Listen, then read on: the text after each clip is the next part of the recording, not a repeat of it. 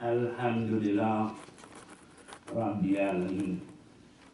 Alhamdulillah nahmaduhu wa nasta'inuhu wa nastaghfiruhu wa natubu ilayhi wa na'udhu billahi min shururi anfusina wa sayyiati a'malina. Wa ashhadu an la ilaha illallah wahdahu la sharika lahu wa ashhadu anna Muhammadan abduhu wa rasuluh. I seek refuge in Allah from the rejected enemy Shaitan. With Allah's name, the most merciful benefactor, the most merciful redeemer. All praise is due to Allah alone. We praise Him, we seek help from Him, we repent to Him, we seek forgiveness from Him, and we seek refuge in Him from our weaknesses. And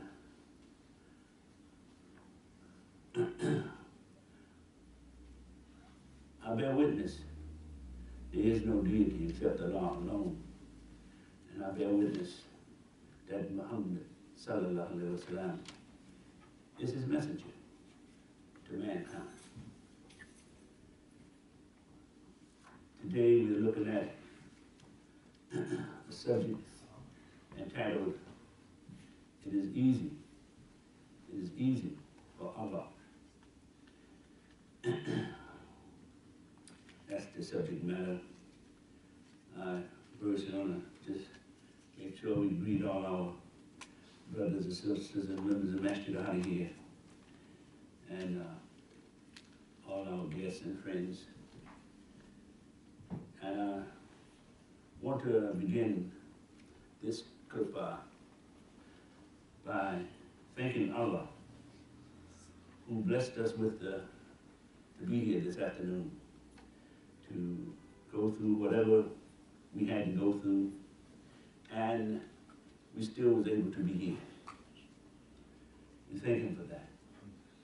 And we thank Him for giving us a living example of what He intends for us in terms of how He wants man to conduct himself. Giving us a living example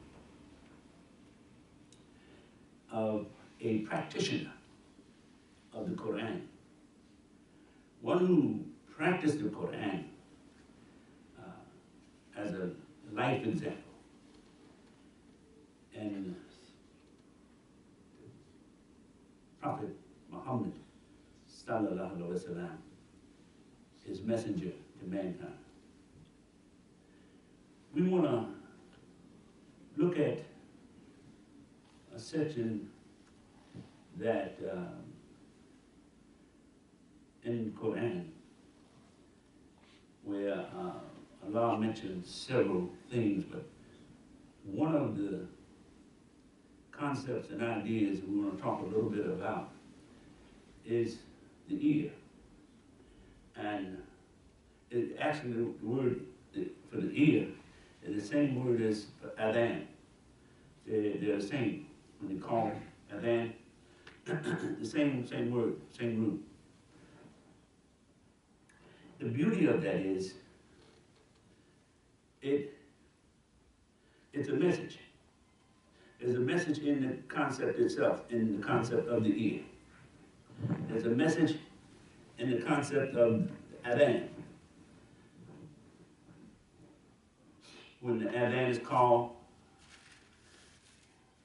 us to cultivation, calling us to survival, calling us to build a society of the kind of magnitude that Allah has intended for man.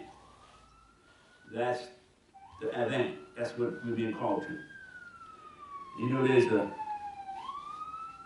old saying, I remember my parents saying, and I heard other grown-ups say to young folk primarily, when talking about the ear. When you don't exactly do what they said or do it as fast as they wanted. They say, what goes in one of your ears goes right out the other. In one ear and out the other is the expression they use. Now, that suggests certain things. One suggestion is that there's nothing between the two ears. But they're not really saying that. They're more about one's understanding. They're more about, because they know there's something between the two ears. So they're more about, you're not catching on, you're not getting this. It's more about putting into practice what they said or suggested. It's a concept. Or even a refusal to accept it. Person says something one way or another, and it still can be rejected. Person may say, well, you're just not hearing what I'm saying. You rejected something you don't understand. Allah says in the Quran in Surah 2, Mu'minun, وَقَدْ خَلَقْنَا إِنسَانَ أَحْسَنَ تَقْوِيمًا. Actually, it says ma min in Mu'minun, but over in teen is same phrase. Waqad, it says waqad khalaqna insan asani taqwim. Both of them pretty much are saying the same thing, but they're getting to this point that we're making today about the hearing. And the insan is what's so important in these two ayats. It's talking about insan. Not nasi, or any other references that Allah uses to tell us what He wants us to know. And over in Surah 2, Iqra, we really get a real concept of this idea. When Allah is saying about Iqra bismi rabbikal khalaqa. Khalaqa insan. Those two ayats, Iqra bismi rabbikal khalaqa. Khalaqa insan. It almost sounds as though Allah is repeating Himself. But He's not really repeating Himself there. He's drawing our attention to something. He's drawing our attention that He is the Creator. But before that, He's saying He is the nourisher. Iqra bismi Rabbi. He's the Rabb. He's the Rabb, the one who gives nourishment, the one who gives sustenance, the one who gives inspiration, the one who gives all of the things necessary to cause something to grow, to cause a thing to grow. This is what He means when He tells us Rabb. He causes it to grow. And He's identifying He's the Rabb. Khalaqa. In that first part, He's the Rabb who created. So therefore, we're looking at a Rabb who created. So the creation then must have some of this in it. He identifies Himself to let us know what the creation is about. Not just the creation that's coming in second ayah. He's talking about the creation of everything. The creation of everything has in its potential to be nourished, to flourish, because it was created to do so. And in the second one, where He says, Khalaqa insan, now He's talking about between the ears. Now He is going between the two ears and talking about what's in there. He's talking about what's in between the two ears. Insane. Insane means thinking, the power of thought. The power of putting concepts and ideas together to bring about something other than what you see with your naked eye. But something you might see in your imagination, you have the power inside you. He is saying here. Khalaqa insane. He created man to think. He created man to be a thinker. This we scientifically look at, and it happened maybe 2.8 million years ago. This particular second ayah. We only somewhat using a scientific guess at that, because that's when we found remnants of the human being that identified and it showed that that human being was building a culture. That human being was using tools. That human being was using things like pottery to show there was some kind of civilization coming about other than just being an animal. Other than just being something that grudge for food in the ground and grudge for food in the trees and just go off and die when it's time for them to die. Other than that.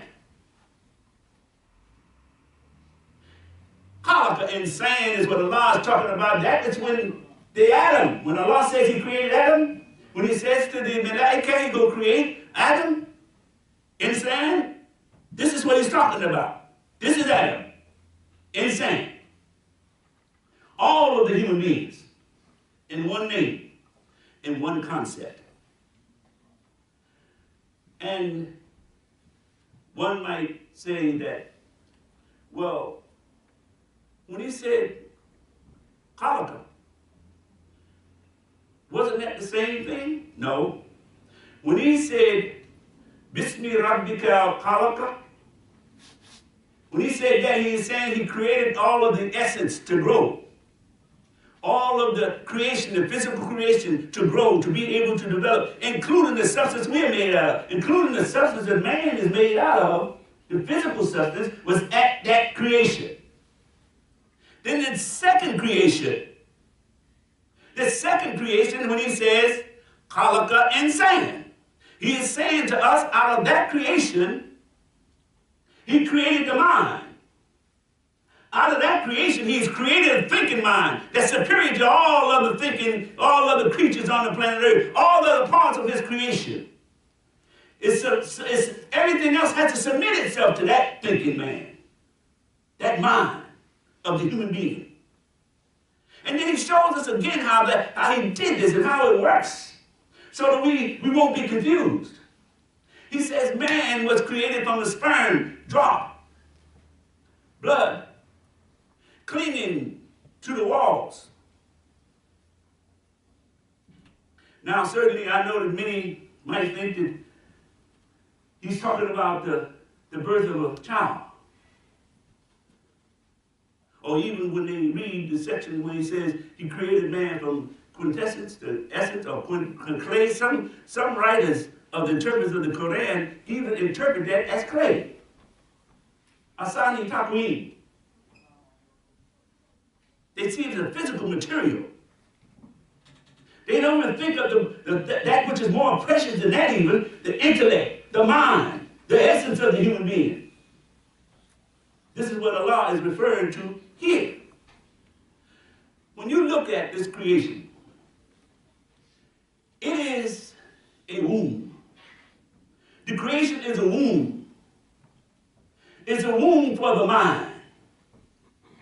This is where the word woman comes from. Woman. Most people interpret that woman as a physical flesh and blood like our wives and our daughters. No, it's not talking about that. It's just letting you know that is the kind of action that takes place in Allah's creation. It's talking about the earth, the creation. The whole physical creation is the womb of mind. It's the womb by which the mind is born out of. It is the womb which nourishes the mind. It is the womb that when it comes out of the physical womb of the woman, it then enters the womb of this creation. And then ideas and concepts come to the mind like sparks, fires, giving birth to new ideas and new concepts. giving birth to the dunya that we see. That's what Allah is talking about. When he is talking about khalaqa and sand, he's talking about he created the mind in this physical creation, out of this physical creation, showing his power. Man, the mind. And then, when we go further into Allah's references and Allah revealing Quran to us, we begin to see some other vital aspects. We begin to see, okay, we see the purpose. You see, if we don't get the first part, we don't get the purpose. If we don't get the part that Allah is saying he created this creation, and then he created the thinking mind, the mind out of this creation, then we can't see the purpose of the man, of the mind. What did he say?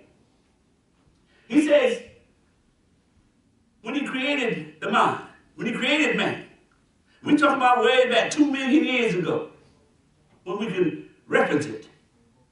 What did he say to the Malaika? He says, tell me the names of this creation. Tell me the names of all these things. Now he's talking to everything in the creation when he's asking that question. Tell me. They said, we don't know. We don't know. Then he said, oh Adam, inform them. Adam, inform them of who they are. Inform them of the names of everything that I have taught you. He's talking about the mind, the power of the mind. He has given the mind this kind of control. He has given the mind this kind of growth and development beyond our physical bodies. Don't get locked up in that physical body thing. You're only there for a moment. You're only in this physical body for just 10 years, 50 years, maybe even 100 or so years. But not long compared to the billions and billions of years that the creation has been here. So we have to lock into the essence of which Allah is talking about that's going to outlast the physical creation. And one of those things is understanding the concept of the mind. If we can grasp that that's Allah's creation, the mind, to do what? To bring into submission the creation, to bring into submission the physical world, to bring out of the physical world all that we can imagine. All that we can imagine. If we somehow or another, because of the circumstances that we are in, cause us to stop thinking and stop realizing the power of our mind, and stop realizing the power of the Allah creating us, and we start just sitting on the side and let our mind be entertained by the television, and let our mind be entertained by the newspapers or some other kind of sportscaster or whoever, and that's where our interjection with the creation comes from. Our relationship with the creation comes from someone else dictating their ideas and concepts to us. Then we have sort of lost our way. Darlene, the way of those who was on the straight path, but yet they had gone astray or to a different way. When we are connected with Allah, and that's who we connected with. We ain't worried about somebody else. We are concerned with the connection between ourselves and Allah. I'm only concerned with myself and my Lord in terms of the connection. You ever hear a young person who never met their father or their mother even, how they wish they could meet their mother or father because they were abandoned as a child or orphaned. But they would do anything to see their parents. Even if they believed that their parents was a mean person who got rid of them, they still would like to just meet them and ask them the question. They would like to meet them and ask them why. They would like to meet him to ask him, why are we not still together? Why you wanted to part from me? I'm part of you. See, that's what happens when man loses his connection with his creator. He ends up searching. He is searching the rocks and thinking the rocks are his God. He's searching the trees and thinking the trees are his God. He's searching animals and thinking animals is God. He was searching each other in human beings and thinking man is God. That's what happens when man loses his connection, when he loses his connection to the Creator. And from the time of creation to right now, there is no reason man had to lose his connection with the Creator except that was in man. Allah put some things in man to make man become the creator that he wants man to be. But sometimes man misinterprets that. And man thinks, as Allah says in this surah, about man thinks he is able to do it on his own. Man thinks he was the one that did it. You know, a friend used to tell me a joke. It wasn't really a joke, but it was a comment. It was one of those things that's sort of funny, but it's not a side-cracking joke. But he would talk about a fellow that he knew, and I knew too, who was a minister back in 1968, somewhere in that neighborhood, in Newark. His name was Minister James. And he was called the Son of Thunder because he had such a dynamic way of delivering the message. And he would make the records. He said, you know what it's like? It's like mosquitoes or gnats or bugs riding on the back of a truck going down a country road. And the truck is making all that dust behind it. And they look at each other and say, look at all the dust we're kicking out. You see, that kind of thinking man gets into. Man actually thinking he the one that's doing all of this. He thinks he's the one that walked on the moon. He thinks he's the one that came up with the science. He thinks he's the one that came up with all of these ideas that cause man to look like a great producer. But it was Allah. That's why he introduced himself. That's why he introduced himself in this ayah. He introduced himself. Ikra Rabbikal. He introduced himself. I'm the Rabb. So when you get to that point where you think you climb that mountain on your own, know that I gave you the strength. Know that I gave you the knowledge. Know that I showed you you can fly by showing you the bird who can fly. And that put in your mind that you wanted to fly. Then I gave you the mathematics. Then I showed you how to record everything. Where it says Allah taught man the use of the pen. He's talking, I showed you how to record one number, add it with another number, and produce all of the other kind of sciences you need to come up with your idea of trying to imitate my creation. Man gets lost in the thinking like that. So Allah reminds us of why we were created, reminds us that he is the Rabb, he's the nourisher, so don't get bent out of shape. And he reminds us again that those who make the Jannah, the paradise, they make it for one of the main reasons they make it for, because they are humble. They have great signs of humility. They are not the kind of person that when a beggar walks up to them, they slush the beggar off. No, they're the kind of person who's always concerned.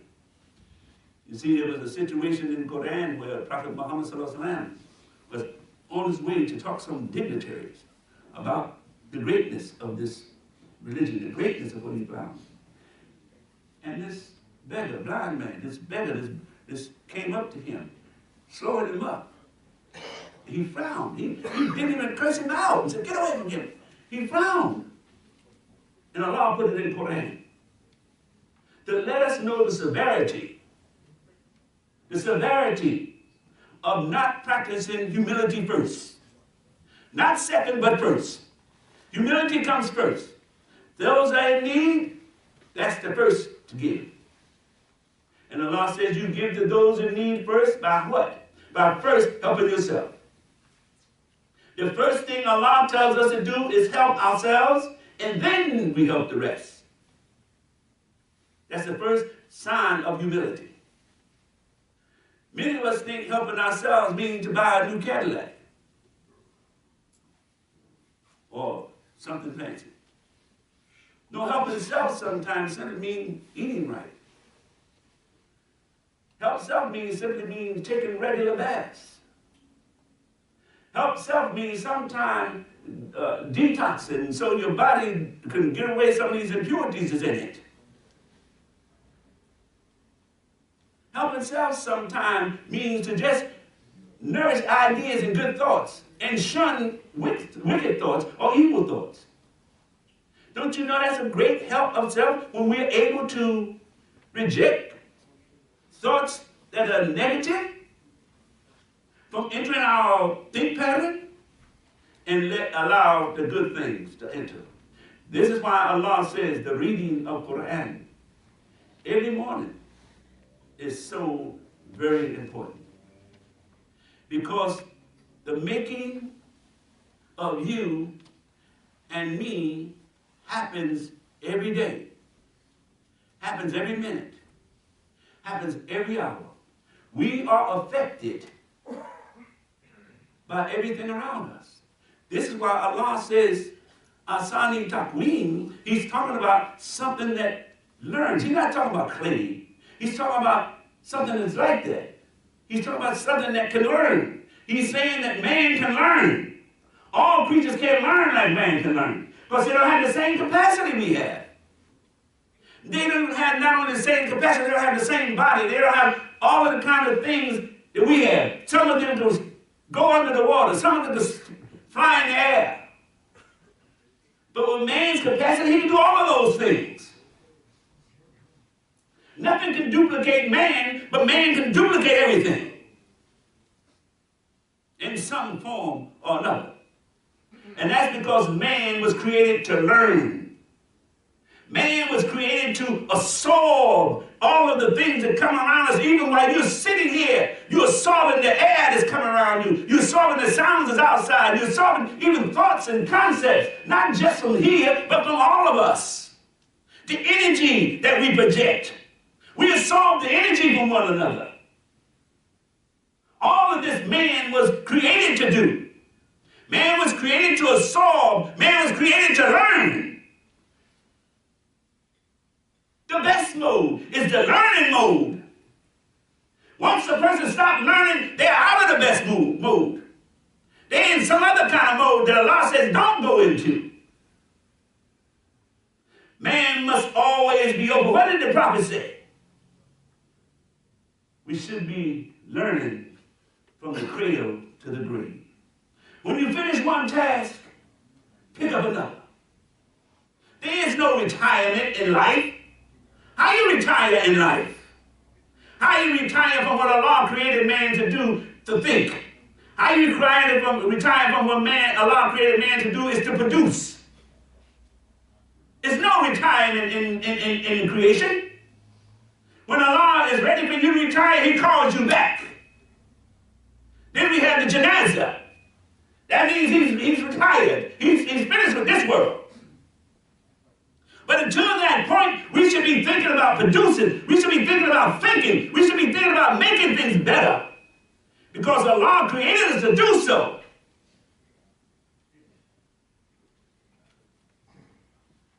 So with that, we want to take a short pause.